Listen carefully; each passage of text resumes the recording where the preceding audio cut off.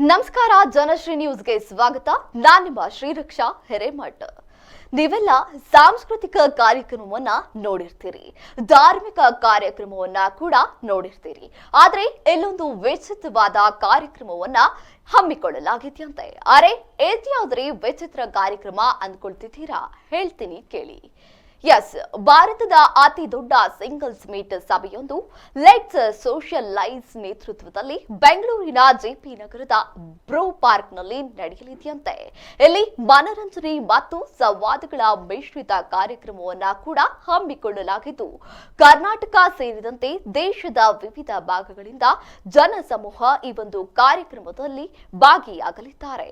ಸುಮಾರು 25ರಿಂದ 45 ವರ್ಷ ವಯಸ್ಸಿನ ಅವಿವಾಹಿತ ವ್ಯಕ್ತಿಗಳು ಮುಕ್ತವಾಗಿ ಈ ಒಂದು ಕಾರ್ಯಕ್ರಮದಲ್ಲಿ ಭಾಗವಹಿಸಬಹುದಂತೆ.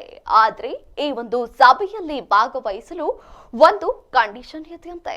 ಅದೇನಂತೀರಾ?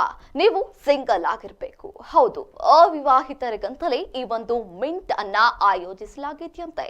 ಮುಖ್ಯವಾಗಿ ಇಲ್ಲಿ ಪುರುಷರು ಮತ್ತು ಮಹಿಳೆಯರಿಗೆ ಸುಮಾರು 25ರಿಂದ 35 ಮತ್ತು 36ರಿಂದ 45 ವರ್ಷಿನ 2 ವಿಭಾಗಗಳಿಗೆ ಪ್ರತ್ಯೇಕ ಸ್ಟಾಲ್ಗಳನ್ನ ನಿರ್ಮಿಸಲಾಗಿದೆಯಂತೆ.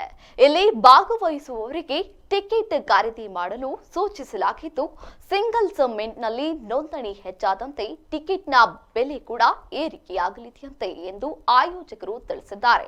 ಸದ್ಯಕ್ಕೆ ಒಂದು ಟಿಕೆಟ್ನ ದರ ಸುಮಾರು 1,799ರಿಂದ 2,299 ರೂಪಾಯಿ ಇದೆ ಎನ್ನಲಾಗಿದೆ.